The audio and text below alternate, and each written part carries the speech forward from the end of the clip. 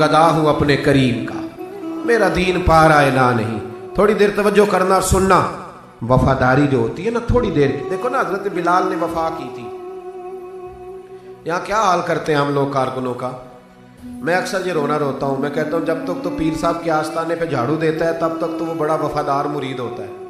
اگر اس پہ قرضے چڑھ جائیں تو پیر صاحب کہتے ہیں اس کا ذاتی معاملہ ہے. جب تک وہ اپنے ہاتھوں سے سیاستدان کے اشتہار لگا رہا ہوتا ہے تب تک وہ کارکن ہوتا ہے، کارکن. اور جب وہ کہیں الجھ جائے تو کہتے ہیں جی میں جی اس کے ذاتی معاملے میں نہیں. یہ ذاتی معاملہ کیا ہوتا ہے؟ جب تیرے اشتہار لگا رہا تھا سیاستدان کے تب ذاتی معاملہ نہیں تھا. جب کسی کو ضرورت پڑ گئی تو اب معاملہ ذاتی ہو گیا. پیار کرنا پڑے کچھ دینا پڑے تو پھر بھاگ گئے، بپھر گئے. اور لوگوں کے پاس جب دولت آتی ہے تو رنگ ہی بدل جاتے ہیں. جب اقتدار ملتا ہے تو انداز ہی بدل جاتے ہیں. جب اتوار کچھ اور ہوتے ہیں تو لوگوں کے طریقے بدل جاتے ہیں. اس لیے کہ رشتہ ضرورت کا بنا لیا ہم نے. سیدنا بلال نے بڑی مار کھائی تھی. کوئی بتائے حضرت بلال کو گورنری کا لالچ تھا؟ حضرت بلال حبشی کو کیا لالچ؟ بڑی مار کھائی. اور یارو بڑی ساری کھائی. ایک تو وہ مار ہے نا جو عبداللہ بن جدان مارتا تھا، امیہ بن خلف مارتا تھا، ایک تو وہ ہے. اور حضرت بلال جب دروازہ رسول پہ آئے تو بخاری مسلم میں موجود ہے. حضرت بلال نبی پاک کے مہمان آتے تھے تو خود قرضہ اٹھا کے لاتے تھے.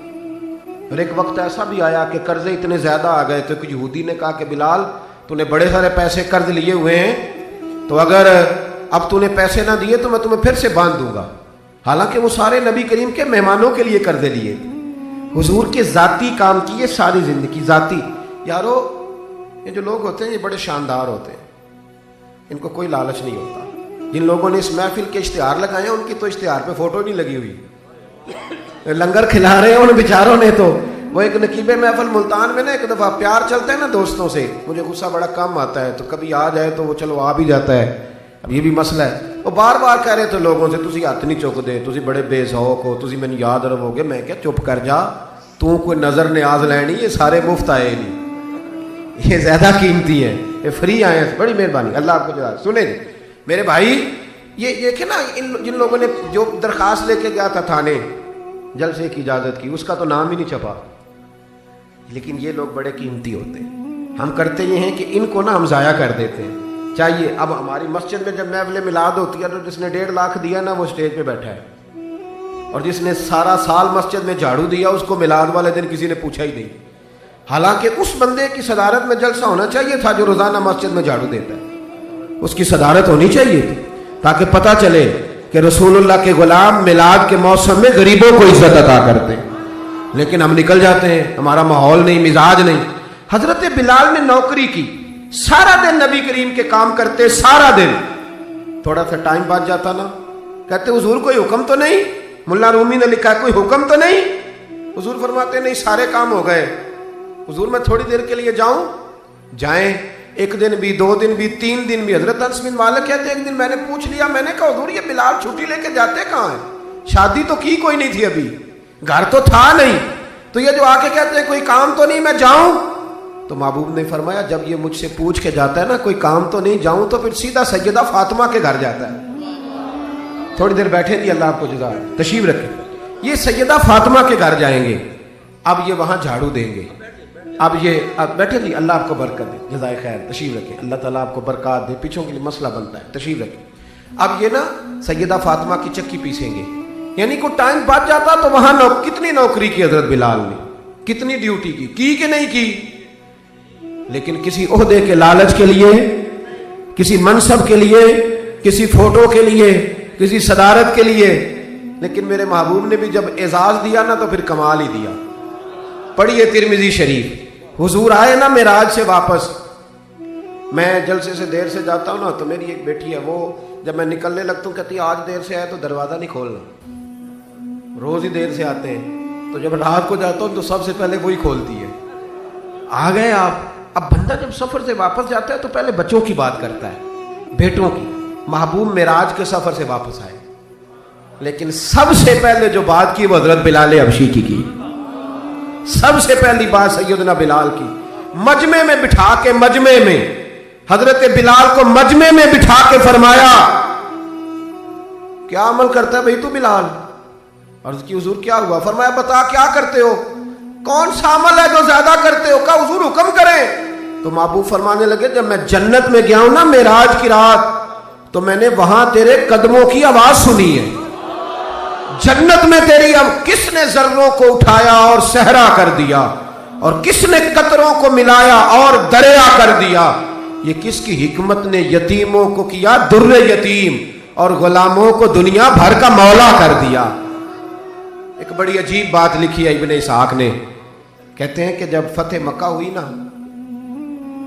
ظہر کا ٹائم ہوا، تو نبی کریم علیہ السلام نے فرمایا چلو بھی اذان پڑھو، بلال کو بلاؤ۔ تو جو ہے میری بات پر سنیں اور یاد رکھیں، حضور نے فرمایا بلال کو بلاؤ، اذان پڑھے۔ تو ایک شخص نے حضور کے کان میں مشورہ دیا کہ یا رسول اللہ صلی اللہ علیہ وسلم، کافر تو پہلے ہی سارے جل گئے، مر گئے، فتح مکہ ہے، تو کچھ لوگ حضرت بلال کے بڑے دشمن ہیں، تو یا رسول اللہ صلی اللہ علیہ وسلم بلال یہ ہمیشہ پڑھتا ہے، وہی پڑھیں گے، تو آج نہ کسی اور کی ڈیوٹی نہ لگائیں اذان پڑھنے کی، فتح مکہ کا موقع ہے، چلو کوئی اور پڑھ دے۔ یہ روٹین میں جب پروگرام ہوتے ہیں تو تب تو مقررہ امام بھی نہیں نا جماعت کراتا، چلے کوئی بزرگ آئے ہیں وہ کرا دیں، آج موقع ہے، بری بھی بات کوئی نہیں۔ جس نے مشورہ دیا خلوص کے ساتھ دیا، حضور کوئی اور نہ آج پڑھ دے۔ لیکن میرے محبوب نے جو جواب دیا وہ بڑا قیمتی تھا۔ محبوب کریم فرمانے لگے جب پتھر کھانے پڑے تو تب تو بلال پڑھے،